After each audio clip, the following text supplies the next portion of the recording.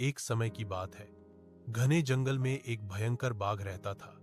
जंगल के सभी छोटे जानवर उससे डरते थे। बाघ जब चाहे जिसे चाहे पकड़ लेता था। सब जानवर रोज मरते मरते तंग आ चुके थे। एक दिन जंगल के जानवरों ने बैठक की और कहा, अगर ऐसा ही चलता रहा तो जंगल में कोई नहीं बचेगा। हमें कुछ उपाय सोचना होगा।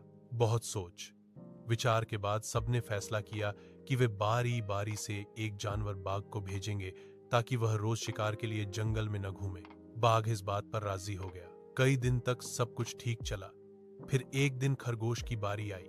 खरगोश छोटा था, इसलिए जानता था कि बाघ उसे एक ही पल में खा जाएगा। वह बहुत समझदार था, इसलिए उसने एक योजना बनाई। बाघ के पास जाने से पहले खरगोश जान बूझकर देरी से पहुंचा।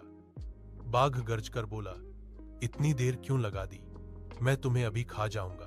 खरगोश ने डरने का अभिनय करते हुए कहा, महाराज, देरी मेरी गलती नहीं है। रास्ते में एक दूसरा बाघ मिल गया।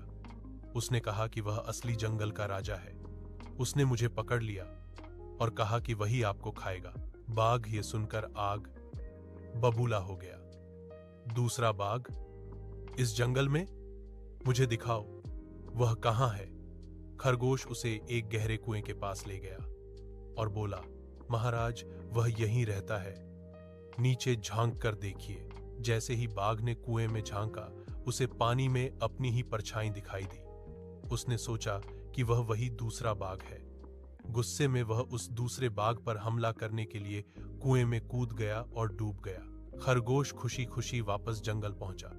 सभी जानवरों ने उसे गले लगाया और कहा, तुमने अपनी बुद्धि से हमें बचा लिया। कहानी से सीख, बुद्धि और समझदारी ताकत से बड़ी होती है।